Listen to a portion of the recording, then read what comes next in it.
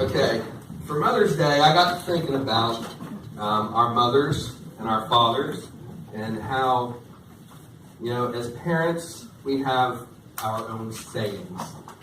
And everybody catch my drift when I say mom sayings? Okay.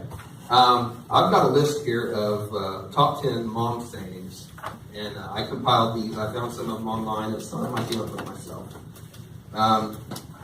But see if you recognize any of these, especially you guys. Tell me if you recognize any of these. Number 10, mom saying, no.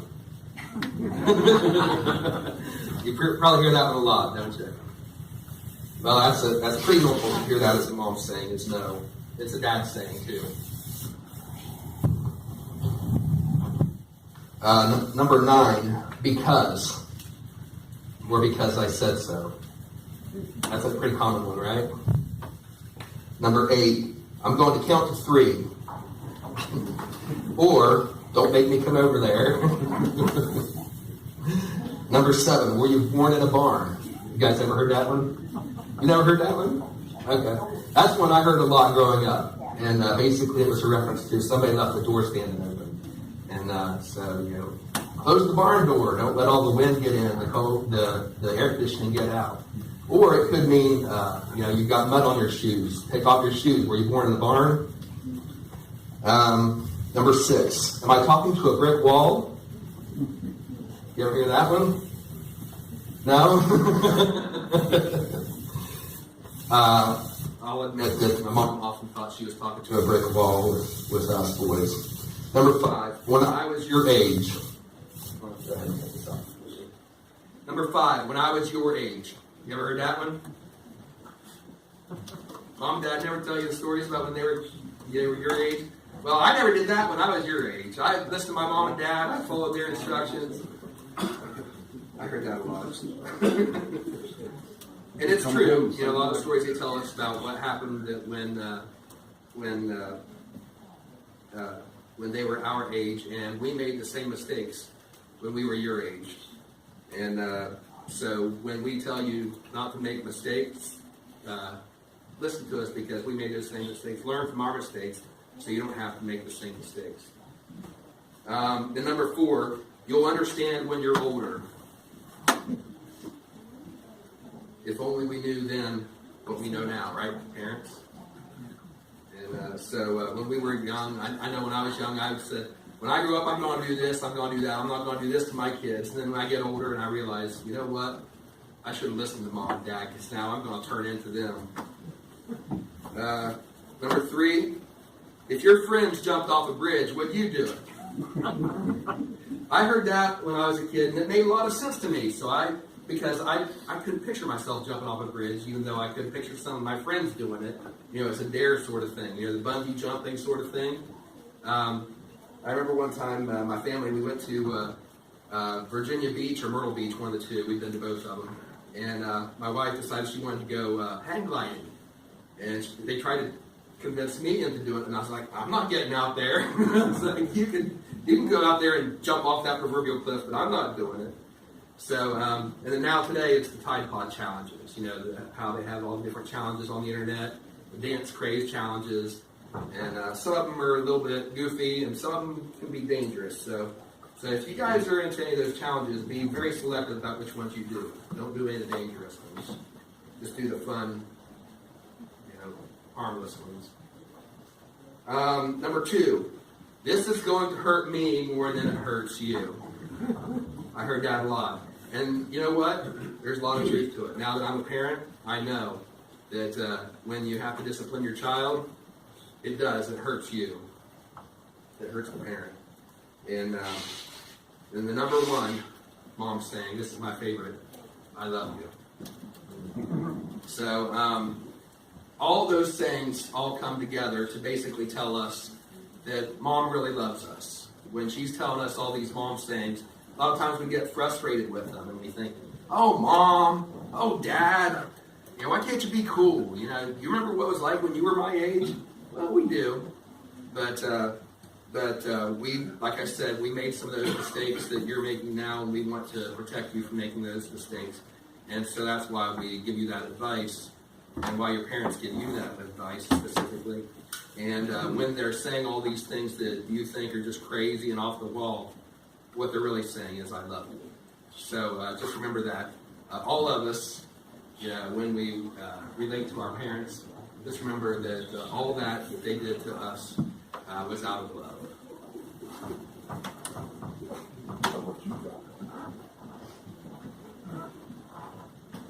So a few weeks ago, before Easter, I think it was, I talked about how children are a blessing from God. Actually, I think it was the week after Easter.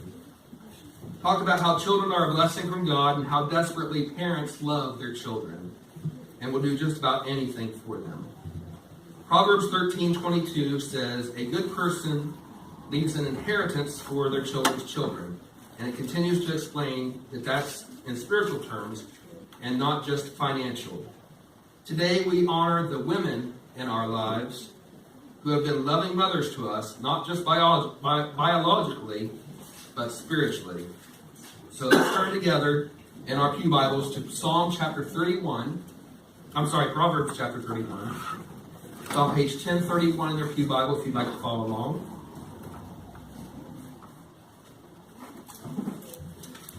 Page 1031, Proverbs chapter 31.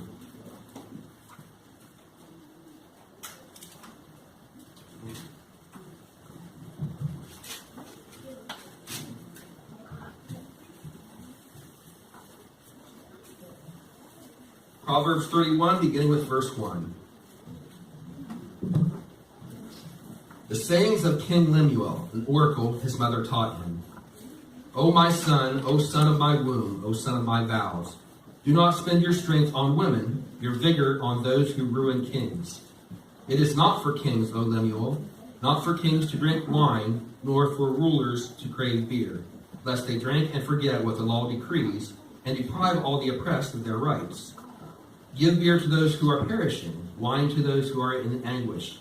Let them drink and forget their poverty and remember their misery no more. Speak up for those who cannot speak for themselves, for the rights of all who are destitute. Speak up and judge fairly. Defend the rights of the poor and needy. A wife of noble character who can find. She is worth far more than rubies. Her husband has full confidence in her and lacks nothing of value. She brings him good, not harm, all the days of her life. She selects wool and flax and works with eager hands. She is like the merchant ships, bringing her food from afar. She gets up while it is still dark. She provides food for her family and portions for her servant girls. She considers a field and buys it. Out of her earnings, she plants a vineyard. She sets about her work vigorously. Her arms are strong for her tasks. She sees that her trading is profitable, and her lamp does not go out at night. In her hand, she holds the distaff and grasps the spindle with her fingers. She opens her arms to the poor and extends her hands to the needy. When it snows, she has no fear for her household, for all of them are clothed in scarlet. She makes coverings for her bed. She is clothed in fine linen and purple. Her husband is respected at the city gate, where he takes his seat among the elders of the land. She makes linen garments and sells them, and supplies the merchants with sashes. She is clothed with strength and dignity. She can laugh at the days to come. She speaks with wisdom, and faithful instruction is on her tongue. She watches over the affairs of her household and does not eat the bread of idleness. Her children arise and call her blessed, her husband also, and he praises her. Many women do noble things, but you surpass them all. Charm is deceptive, and beauty is fleeting. But a woman who fears the Lord is to be praised. Give her the reward she has earned, and let her works bring her praise at the city gate. All right, so what makes a good mother? Obviously, she loves her children and their father. A good mother is also a good wife. As we read here in verse 28, it says, her children arise and call her blessed, her husband also, and he praises her. Many women do noble things, but you surpass them all. So to her husband, a great mother is the most beautiful, the most loving, the most perfect woman, the only woman for him. And to her children, Every great mother is the world's best mom. Now, there's a recurring debate online over the best TV moms and dads. And every once in a while, you'll see these lists come up. The top 10 or top 50, whatever, favorite TV mothers and fathers. And I was looking at some of these lists, and they cover everything from June Cleaver to Carol Brady to Edith Bunker, Olivia Walton, Miss Ellie Ewing, and then up through the decades to Lorelei Gilmore, to Wilma Flintstone, and Marge Simpson. So they even get into the animated characters. But what do we see in these TV moms? Well, they all have different parenting styles. Maybe we as children see our own parents in them, or maybe what we wish they could be. As adults, maybe we see ourselves in them, or what we wish we could be. We tend to invest ourselves in the characters that come to in our homes and lives through the television, and they become to us many times like family. It's how TV series that continue from week to week really grab hold of us and keep us coming back every week, because we get invested in those characters and we see them as if they're part of our extended family. There's this series wrapping up this year on HBO called Game of Thrones. And it's basically a medieval soap opera complete with forbidden love triangles, dysfunctional families, political intrigue, violent and bloody action, all wrapped up in an R-rated bow that screams, "Don't let your kids watch this show." But it is wildly popular, mostly due to the excellent writing, realistic characters, and a compelling character development that makes the audience either love or hate the characters and can't wait to see what happens to them. One such character is the bad mother, Cersei Lannister, played by Lena Headey. So what makes Cersei a bad mother? Well, like most mothers, she loves her children. In fact, she loves them fiercely. And she even tells her daughter-in-law to love her children and no one else. This, I think, is her fault. She is so full of hatred for everybody else in the world that she creates her own unending list of enemies and no true friends. The only true friends she has are the ones that she had bought and would stab her in the back at the first opportunity that they get when it's convenient. And she raises her children to be just like her. She infamously taught her son, Prince Joffrey, to lie, steal, and to kill to get what he wanted. She encouraged him to abuse and even cheat on his wife. Someday, you'll sit on the throne and the truth will be what you make it. And if you'd painted whores. And if you'd rather lie with noble virgins, so be it. You are my darling boy, and the world will be exactly as you want it to be. Well, I guess that is a kind of love, but I wouldn't say that it's a good one. She gave him bad advice and raised him poorly. And spoiler alert, before he had the chance to become a man, he was brutally assassinated by one of his countless enemies. Solomon's mother, on the other hand, as we read here in Proverbs 31, taught him, "Do not spend your strength on women, your vigor on those who ruin kings. It is not for kings to drink wine, not for rulers to crave beer, lest they drink and forget what has been decreed, and deprive all of the oppressed of their rights." Now this is the polar opposite of Cersei Lannister's advice. She didn't care for the oppressed. In fact, she oppressed them herself and encouraged her son to do the same. The rest of Proverbs 31 goes on to describe the virtuous wife, which is kind of a parallel because the virtuous mother is also a virtuous wife. But I'm going to save that for when I talk about the Proverbs 31 wife, rather than the Proverbs 31 mother. But it does apply to mothers as well. But sufficient to say that a virtuous mother, a Proverbs 31 mother, not only loves her children, because as Jesus said, even the wicked love their own children, but first and foremost, she loves God and her fellow man, and teaches her children to do the same. She seeks God's will for her life and follows his ways. She honors and respects her husband and is trustworthy. The husband of a virtuous woman never has to suspect her of cheating, or vice versa.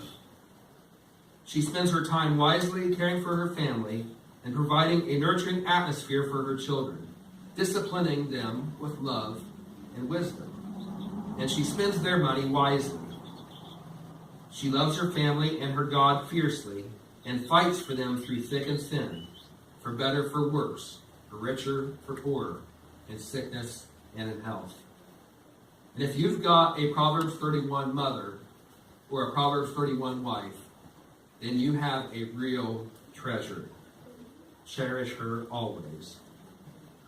And if your mother or your wife happens to falter in some of these areas, then be patient with her. We men aren't perfect either, let's not forget. And we can grow together. So back to the TV moms. One of the TV moms that I always admired was Olivia Walton. Anybody ever watch the Waltons growing up? That was a show that we watched back in the 70s when I was a kid. And like all other mothers, Olivia Walton was imperfect too. But she loved her children. She taught them right from wrong. She worked hard to give them a good home. She loved their father fiercely, and she prayed constantly for them, taking them to church, while loving and encouraging her father or her husband to join them. In the season 4 episode, The Sermon, John Boy tells the congregation how he saw God in his family. This week I didn't have too much chance to talk with my mother because she was busy herself and she had things of her own to do. But I watched her. And I found out that the Lord guides her in her footsteps in ways that are unique to her and in ways that make her different from everybody. Whether it's the way she tends a sick baby or the way she chooses to conduct her class at school. So yes, mothers and fathers, our children are watching us and learning. So let's make sure that our actions are teaching them just as well as our words do. So as I noted, one of the characteristics of a Proverbs 31 mother is that she gives her children good advice. So I'm going to pause for a second and just ask for some of your input. What is some of the best advice that your mother gave you? Does anybody have anything to share? Yes. I remember Mom, because we pretty much lived out of our garden, and we'd sit down and shell peas together. That was my least favorite thing to do. And the kids just kind of complaining, and 10 years old, we have to sit there for a couple of hours shelling peas or beans or whatever. She always told me, she says, learn to enjoy your work and you'll never be hard up for entertainment. I don't know how many times she told me that, but it was more than once. And it didn't seem to faze me much at the time. I couldn't see the pleasure in shelling peas, but here recently I can sit down and crack walnuts and pick them out or snap beans, and I kind of enjoy it. Back then it wasn't enjoy it. Isn't it funny how our views kind of evolve over time as we get older? Yeah, but that's good advice. Enjoy your work. But she'd know, and if she sat down to watch TV, she had to be crocheting or knitting or hooking a rug or I don't know, but she was always doing something. Yeah. That's all she watched TV. Yeah, that's actually good advice. One of the things that we can do, I remember when we were kids, we used to do the same thing. Our cousins would come down and we'd work in the garden, and we'd go sit on the porch and husk corn, or, like you said, pick peas and snip off the ends of the beans and everything. And one of the things we'd do is we'd sing songs while we did it, or, turn them into games, sort of things like that. And again, those of you that have traveled long distance with your kids or with your parents, those travel games that you have, like Slug Bug and, counting the stuff that you see on the road, I Spy, that sort of thing. That's a good thing. While you're working, turn it into something fun so that you can enjoy your work. Anybody else? some advice, good advice that your mother gave you. Or if you're a mother that you have for your children. Well, this might not be advice, but I can recall back growing up, we didn't have a television in our home. I was the youngest of the siblings. We didn't have television until I was almost 13 years of age. And our entertainment at nighttime before we got television, my mom would go to the library and get good quality books and bring them home and read to us kids at night. And I can remember after we got television, we many times would say, go get a good book from the library and read it instead of watching the TV and stuff. And that was always has stood out in my mind. Good quality time spent with our mom and the TV time. She would read books and instill in us that art and the knack of reading. Right. So that's a good habit to teach your children. Also, one of the things about that is that when you read a book, it uses your creativity more than the television does. It doesn't use all your senses, and basically television makes us lazy. Because we don't have to imagine what things look like because it's showing us. You read it in the book, and you're imagining in your mind, and you're creating a whole new world that somebody else read that same book, and they envision it completely different. So yeah, that's good advice. Anybody else? I don't know about my boys better. When they came home all the time, I sat down with them when he did their homework. I mean, they did it, but I was there for them all the time. Same way with reading. If they didn't really like to read a lot, I would read this page, and they'd read this page, and it really seemed to work well. Take turns. That's good. Good. All right, anybody else?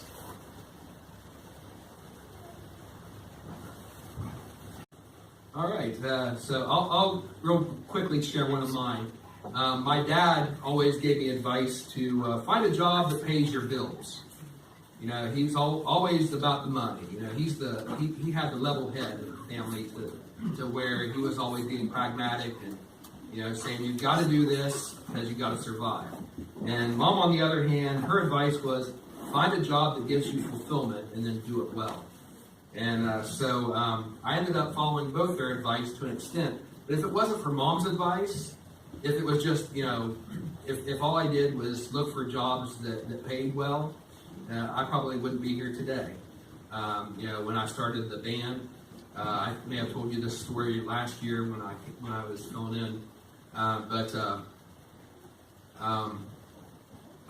we didn't charge money when we went out and played. We just went out and played for free, and if anybody wanted to give us donations, that was fine. And when we recorded CDs, we offered them for a donation. We didn't have a set fee.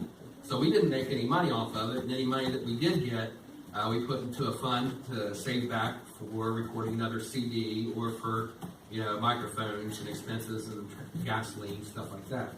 But Dad never quite understood why I devoted so much time to that. And he really got mad at me when I was working at the grocery store, and I had requested a certain weekend off, like months in advance, because I knew we were going to be playing at this event.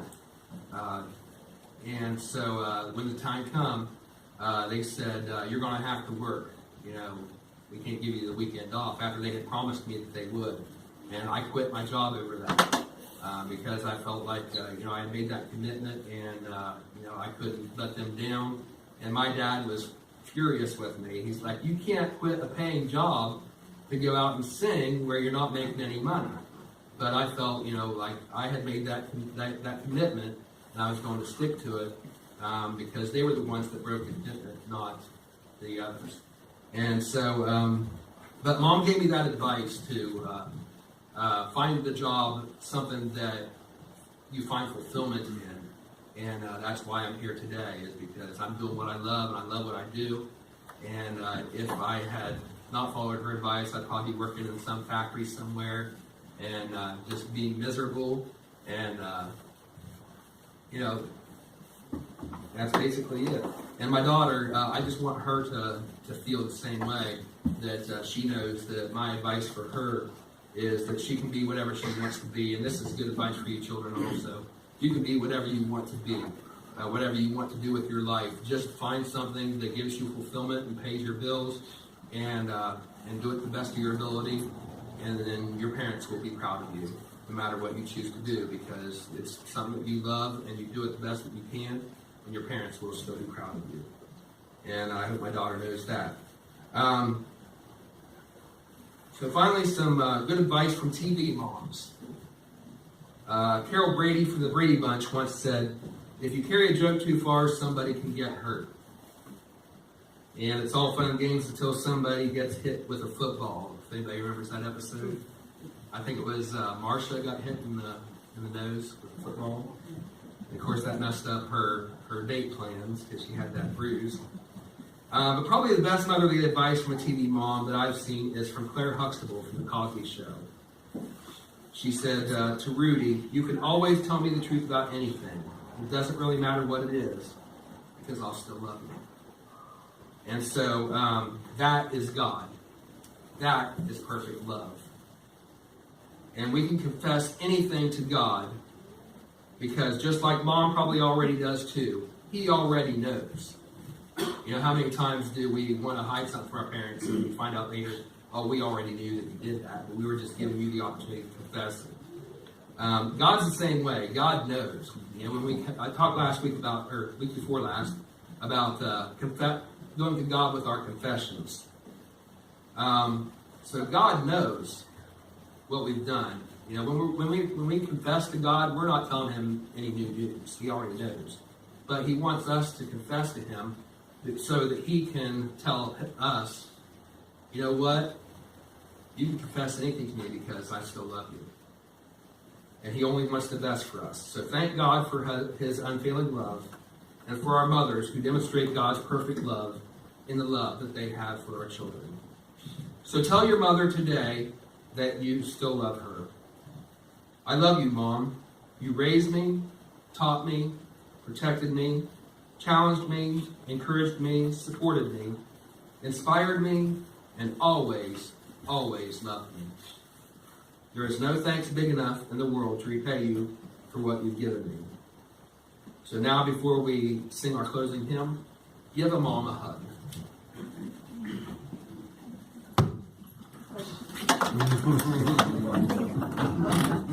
Doesn't have to be your mom, it can be anyone.